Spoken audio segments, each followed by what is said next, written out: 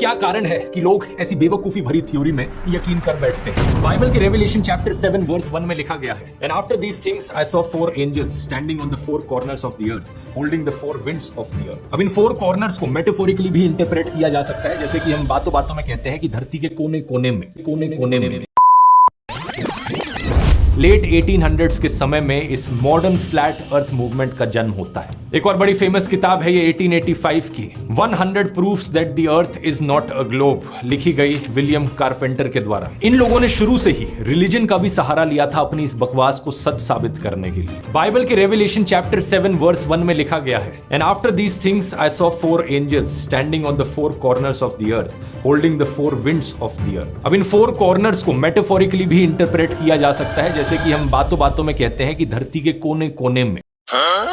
इसका मतलब ये नहीं है कि धरती में असली में कोने हैं, कॉर्नर्स एग्जिस्ट करते हैं, ये बस कहने का एक तरीका है बात को। लेकिन ये लोग क्या करते हैं, इस चीज को लिटरली इंटरप्रेट करते हैं कि नहीं भाई, बाइबल में द 4 कॉर्नर्स ऑफ अर्थ लिखा गया है, इसका मतलब कि अर्थ स्क्वायर या रेक्टेंगल की शेप में होगी। जानबूझकर ये बाइबल के कोट्स को मिस इंटरप्रेट करने लगे।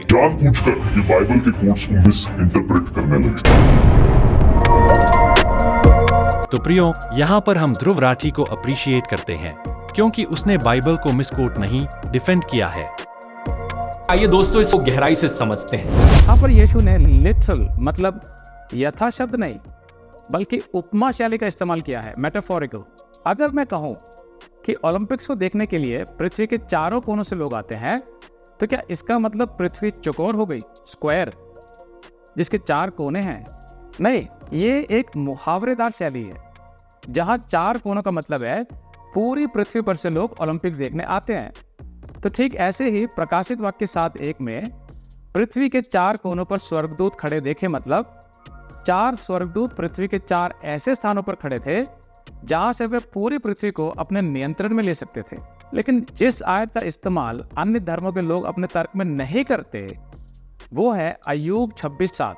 परमेश्वर उत्तर दिशा को निराधार फैलाया रहता है और बिना टेक पृथ्वी को लटकाए रखता है। अय्यूब की किताब लगभग 2700 से 3900 साल तक पुरानी होने के अनुमान है। लेकिन अगर ये 2700 साल की पुरानी किताब है तो भी इसमें विज्ञान का एक अद्भुत प्रकाशन है जो वैज्ञानिकों को केवल कुछ 100 साल पहले ही पता चला था, और वो ये है कि पृथ्वी बिना किसी टेक के अंतरिक्ष में लटकी हुई है। और यहाँ पर इस आयत को केवल यथा शब्द शैली अर्थात लिटरल तौर पर ही लिया जा सकता है, क्योंकि और किसी भाषा शैली का यहाँ कोई अर्थ नहीं निकलता। हमेशा से इस संसार के बुद्धिजीवी बाइबल की आलोचना करते आए हैं, क्योंकि वे अपने ज्ञान के अहंकार में परमेश्वर की सीधी सच्ची बातों को नहीं स्वीकारना चाहते। वे अपने पापों से मन नहीं फिराना चाहते। वे परमेश्वर से अपने पापों की क्षमा नहीं मांगना चाहते। इसीलिए परमेश्वर की बातें उन्हें समझ नहीं आती।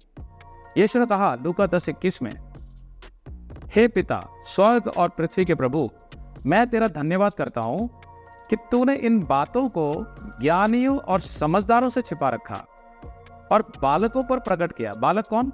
जो सीधे सच्चे मन से बच्चों का सा मन लेके परमेश्वर के पास जाते हैं, वो बालक। और बालकों पर प्रकट किया, हाँ हे पिता, क्योंकि तुझे यही अच्छा लगा।